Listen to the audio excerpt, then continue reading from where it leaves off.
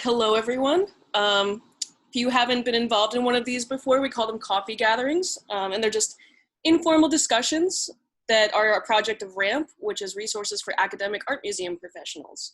And this is a project of CAA and funded by the Mellon Foundation. My name is Cali Buckley. I work at CAA, and we do these once a month. So if you have any interest, you can sign up for our mailing list, or you can let me know if you have any ideas. I also wanted to let you know that we will be recording, and we're also using a Google Doc, which you should have received with your invite after you RSVP'd, but we'll also be sending it to you here. So while our conversation is going to be recorded, we're also going to have this document available later. So this is going to be made public, just so you're aware. Also, we just want to let you know that there are a few rules of etiquette.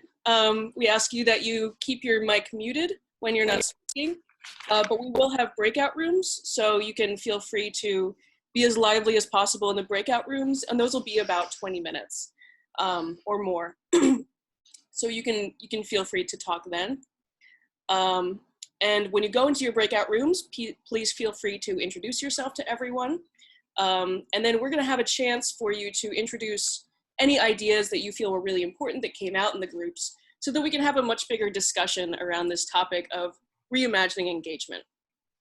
So to start this conversation, I have Berit Ness, who is Assistant Curator of Academic Initiatives at the Smart Museum of Art at the University of Chicago. Hello. And Celka Straughn, the Andrew W. Mellon Director of Academic Programs at the Spencer Museum of Art at the University of Kansas. So hello, both of you. Hello.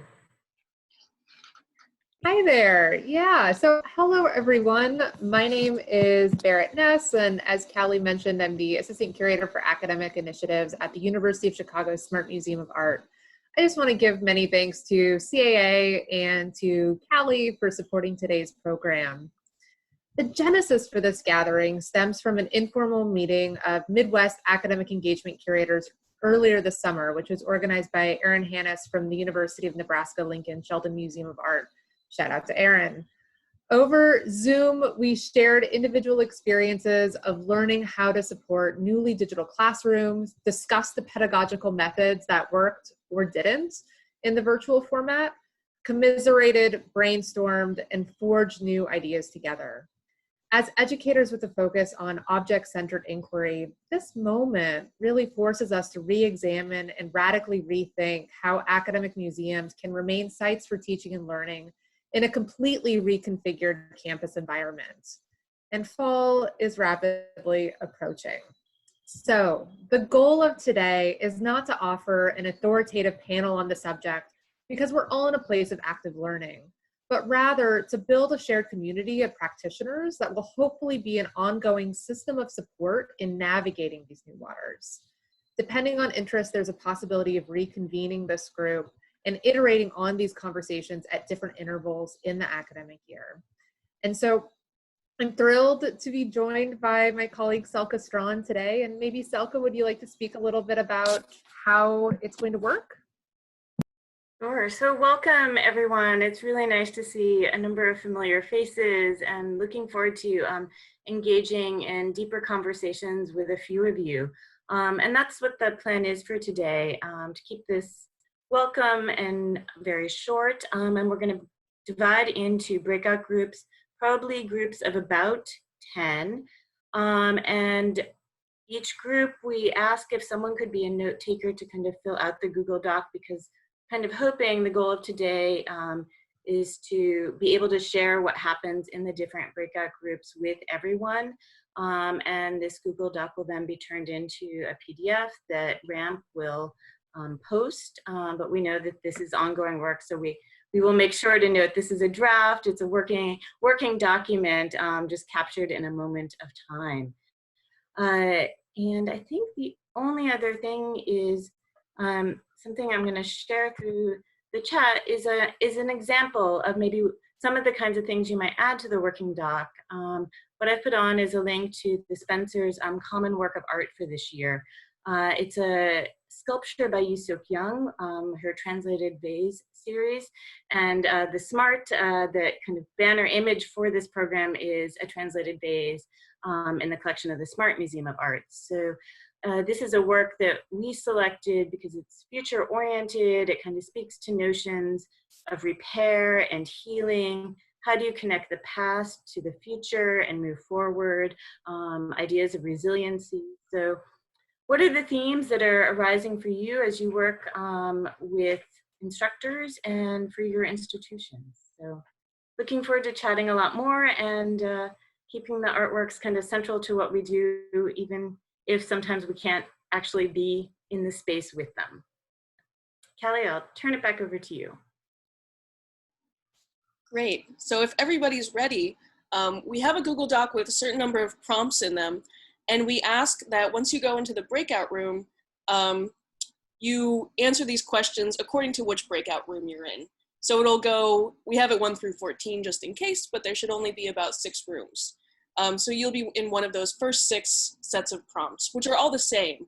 But we want to have these smaller discussions and then discuss what really came up there and see if there are any connections. So if everyone's ready, I will break you out into rooms. So yeah, to everyone that's back, it looked like there were still a lot of notes being taken, a lot of conversations being had. So does everyone feel like they had an idea of where they were going with their conversations? Do you think there needs to be a follow-up?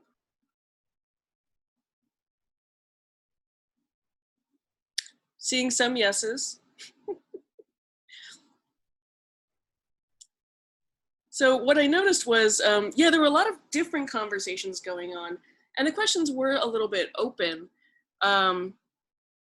But I especially saw a lot of issues with access and how to deal with access, as well as separation, you know, students versus public, bringing the museum outside or online, but also bringing folks into the museums in a safe way. And there's so many different ways of doing this. I also saw outdoor teaching, which I thought was very interesting. But yeah, really, I think it was going toward some discussions about, you know, what are the different values of online versus in person, and then how to do that. Because there's so many different programs that we're dealing with. And we saw people, I think we saw, you know, over half a dozen just being listed in one group in terms of the things that could be used. So, so yeah, does anyone else have any specific topics they thought were really important to discuss?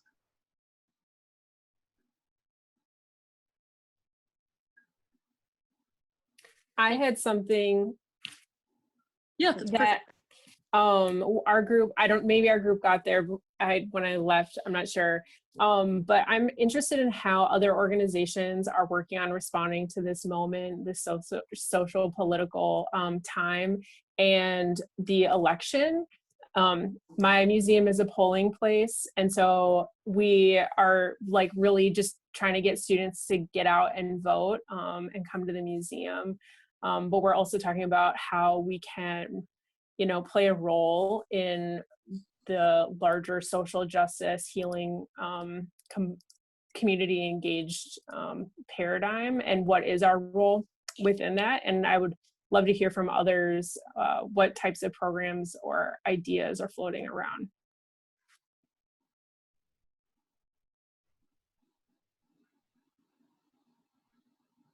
Yeah, and feel free to turn on your microphones and let us know what you think.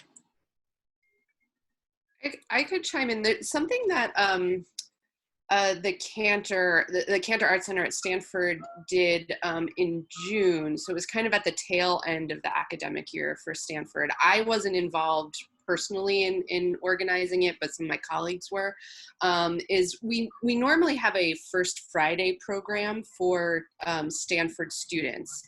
And we tried a kind of virtual one in June. And, you know, this was at the moment that the protests were going strong. The students were so engaged in this, and really the staff at the museums were so engaged in all of this. And we ended up calling the event Solidarity, and invited students, Stanford students, to share their scholarship and their art live via Zoom. So there were we had 2 of the student guides participated and talked about artworks that speak to some social justice issues. There were student poets, there were student artists, graduate students who were in the MFA program speaking about their art and how they're thinking in this current moment. And, you know, I joined in just as a kind of, just there as viewing it. And I don't remember the exact attendance, but I want to say it was several hundred people participated in it. And it was incredibly moving to hear the students themselves sharing their own art that they had created in response to this. So that's something.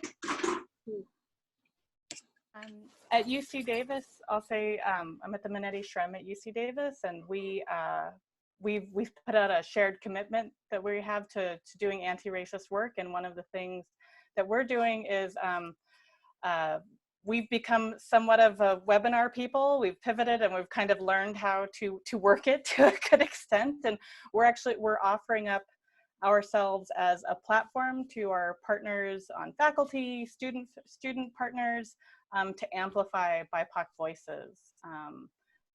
So it's been nice as a way to support our community and these voices, even if, you know, we can't always put everything on, but we can offer the tech support to it.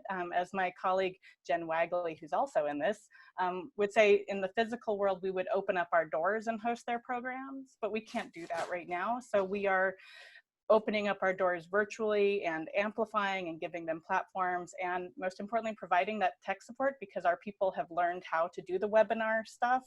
And so for faculty that might have an idea, but not an idea of how to do it, or student groups that are like, I want to get this out, but I don't know how, we can provide that platform. So.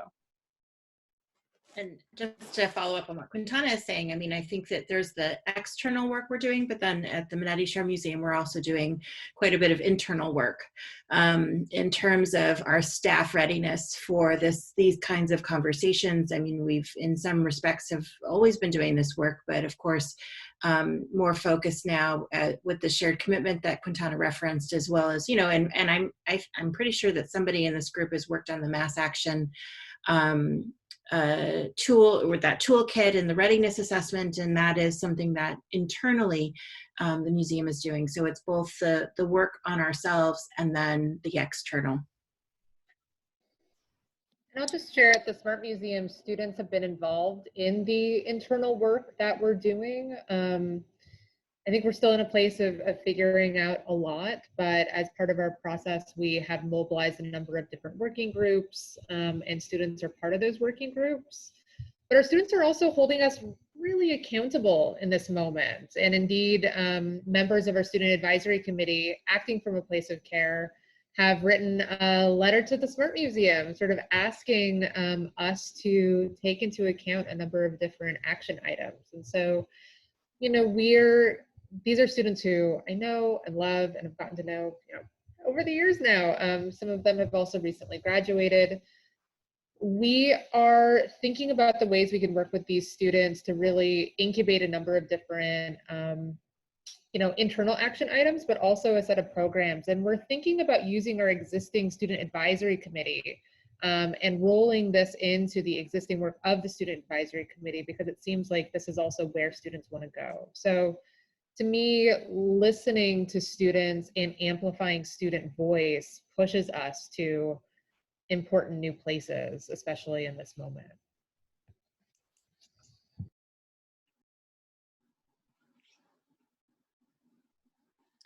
Yeah, it's really getting me to think about the different ways in which you can think about engagement. I mean, in a lot of ways, you know, I think of engagement as, you know, how are students engaging with the artwork, but also how is, you know, the idea of the museum engaging with the issues of the outside world, which is, you know, it's not just one piece of art talking about one, you know, specific point in history, but these much larger things, and you really need to make those connections and allow for that space for other people to make those connections. So it's really interesting, this combination between, you know, the physical and the virtual space, but also the ability to allow those connections to happen as with the museum as an institution.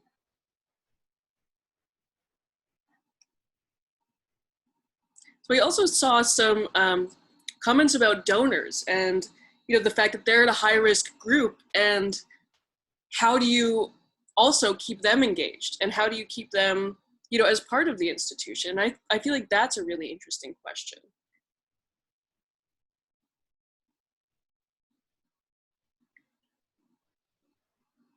Does anyone have any solutions at their institution in terms of donors and how to keep them active? Or sorry, docents. Oh, I was going to speak to donors, not docents, so never mind. But I think student guides is something, Liliana, I know you were sharing, keeping them active and making their work helpful for both curricular and community engagement. Yes, so the Yale Art Gallery works with student gallery guides to engage our audiences with the collection. Gallery guides typically give hour-long highlights tours of the collection, and these tours are really rooted in close looking and dialogue and community building. And so we're having ongoing conversations with our gallery guides as to how to transform this program into a digital offering that captures some of these key elements and translates them well into digital engagement formats. So we haven't really reached a point where we are ready to launch digital highlights tours, but we realize that conversation will be a big part of it, that it will most likely have to be a live program where people can really come together at the same time around an object shared virtually. One thing we're doing at the Smythe Museum at Notre Dame that builds a little bit on what Liliana was talking about is we have a cohort of undergraduate student gallery teachers who teach other Notre Dame classes. They teach like the Romance language classes, the first year writing and rhetoric classes, these classes that basically we want students to have a really good experience having a good, insightful discussion about a work of art. So these students are really good at fostering conversations and encouraging students to look and ask good questions of the object. And so we are, as we start to break our classes that are visiting in the museum this semester down into smaller groups, those students are gonna play an outsized role in helping some of those small group conversations. So they're gonna be spread into classes that they're not usually teaching, but using those skills. And another thing that I'm playing with is trying to deploy them to assist students who might be coming into the museum for an assignment. Like you could, like an equivalent of going to the writing center at the university and getting some help with your essay and trying to become a stronger writer, like that they could help students become stronger lookers, and that you could, you know, meet with a gallery teacher for 15 minutes or something, you know, not to get answers or anything about the object that you're working on for your assignment, but as a way to just kind of sustain that looking and thinking a bit more than the students might be able to do or might want to do on their own for an assignment. So something that's kind of in between the class visit and the totally on your own assignment. See if it works. That's fascinating. Bridget, there are folks here from the Allen Memorial Art Museum at Oberlin that can probably speak to this better, but I remember that student assistants used to hold office hours in the museum to help other students to do, you know, to work through their visual analysis questions, to really, they were like writing fellows, but specifically focusing on visual analysis and engaging with the object in order to write an effective visual analysis paper. That's so great. I can imagine something like that can happen virtually as well. Perfect. Yeah. And even your switch to thinking about it as office hours resolves this problem of like, how do you sign up for an appointment or something? Just like make it available, see who comes. Thanks, Liliana. Yeah, and it seems like this has really spurred a lot of conversations about what space means. I mean, people have been mentioning, you know, the museum as both a safe and open space, a place where you can be alone, especially with, you know, a lot of folks just having a fear of crowds, which is completely founded. But also I saw that teachers are having office hours there as well. So it's a different utilization of the space because the museums inherently have a certain amount of free space just by design. But then the way that activities happen, you know, a lot of that has to be different because that interaction can't be physical closeness necessarily. So it just seems like there's, you know, we're thinking differently about those divides in terms of interaction.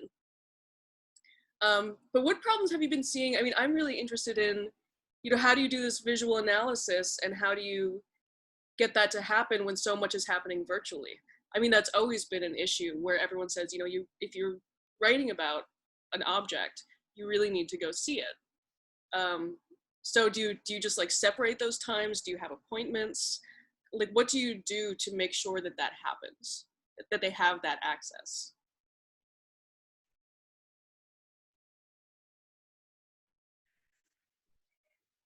I don't know if you can hear me. If I get cut off, I can hear you. just ignore me, but bad connection. Can you hear me okay?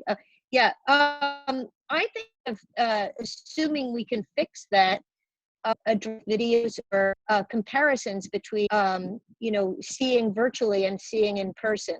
So we could, for instance, we could model exercises where you look at any object in person, then take an iPhone picture of it and compare those two things and the experience of them and make that part of the conversation.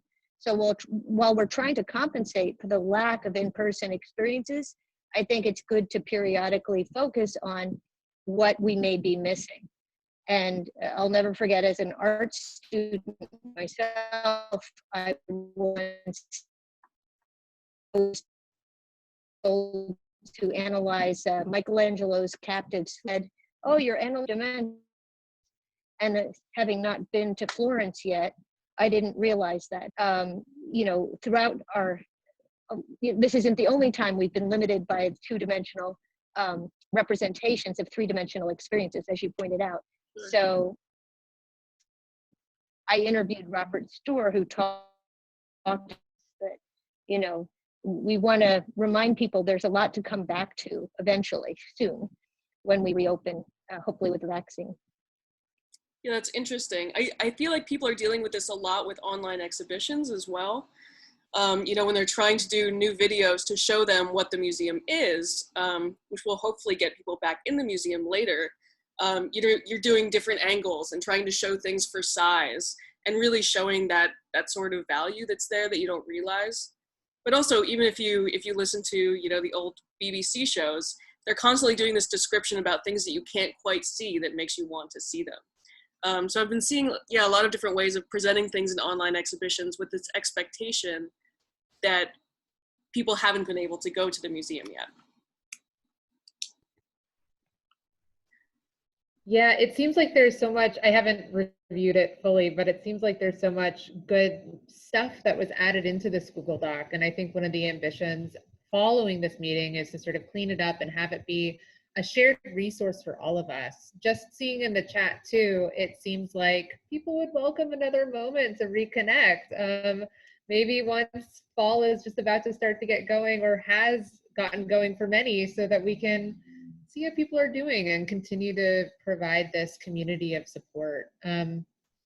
I fear that we might be sort of at our time or coming close to it. Are there any final words that anyone would like to share before we all sign off?